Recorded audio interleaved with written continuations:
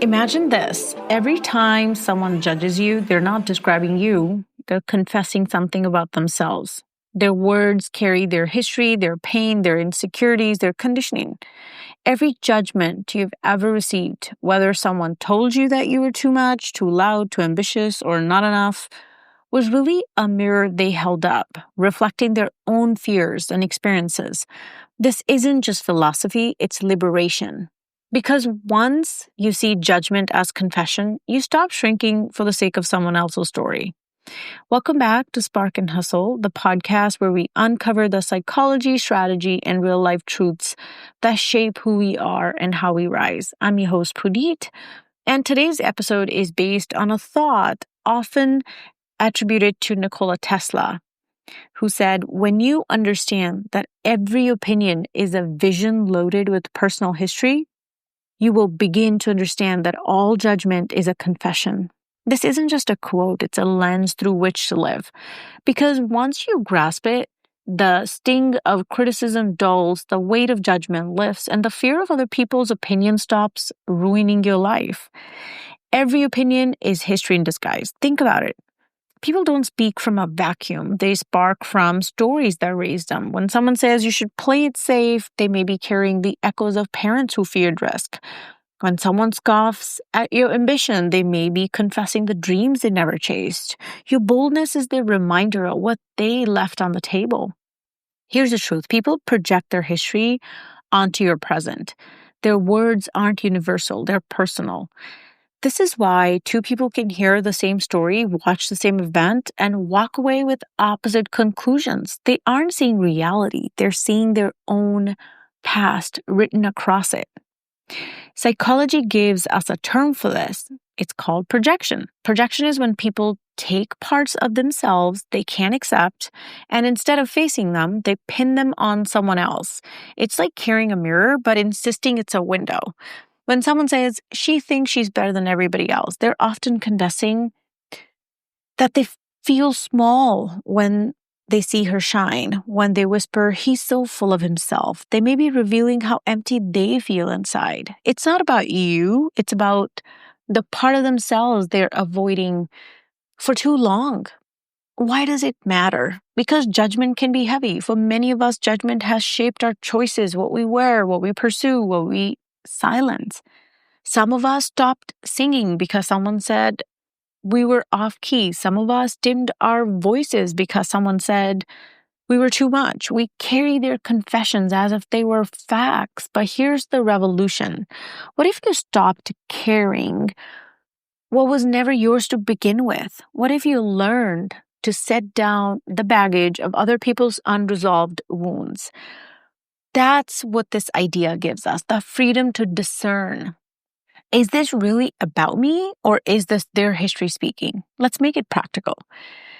At work, maybe a colleague undermines your ideas. Instead of spiraling, ask, what might this reveal about their own fears or insecurities? Maybe they feel threatened by your competence. Maybe they were raised to equate leadership with dominance, not collaboration.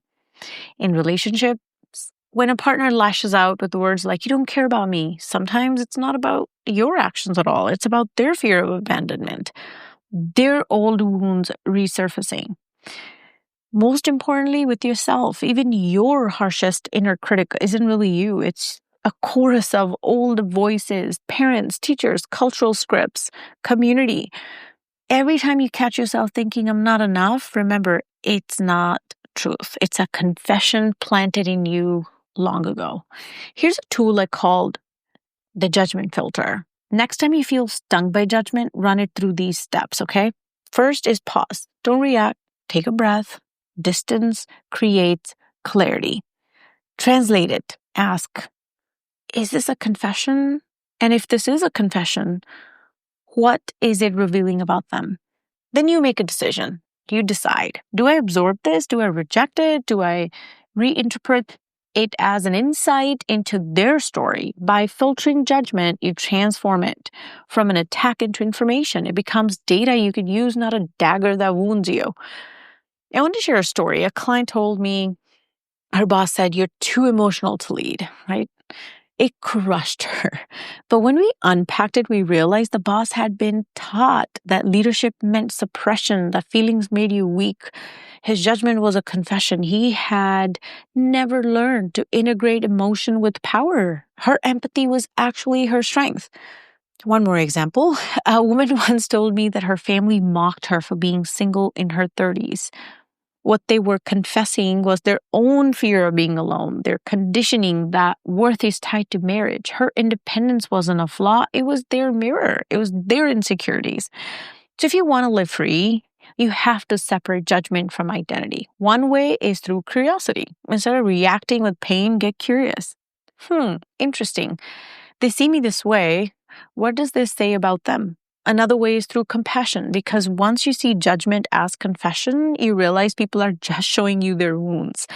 That doesn't mean you tolerate abuse, okay? But it does mean that you stop mistaking their wounds for your truth. I remember this book I read, and I recommended it in one of my previous podcasts too. It's called The 4 Agreements by Don Miguel Ruiz. It's one of the most liberating books I read. And one of the agreements is don't take anything personally because nothing others do is because of you. It's because of them. When you combine that wisdom with Tesla's idea about judgment being confession, you step into real freedom. So next time someone judges you, pause, you translate, and remember, it's their story, not your sentence. Every opinion is shaped by history. Every judgment is a confession, and your power lies in refusing to carry what isn't yours. Thank you for joining me today. If this episode resonated with you, or you think it will resonate with someone even better, share it with them. And also, if you think somebody needs a reminder to stop taking things so personally, because freedom from judgment isn't just personal, it's contagious. Stay bold, stay soft, and keep going.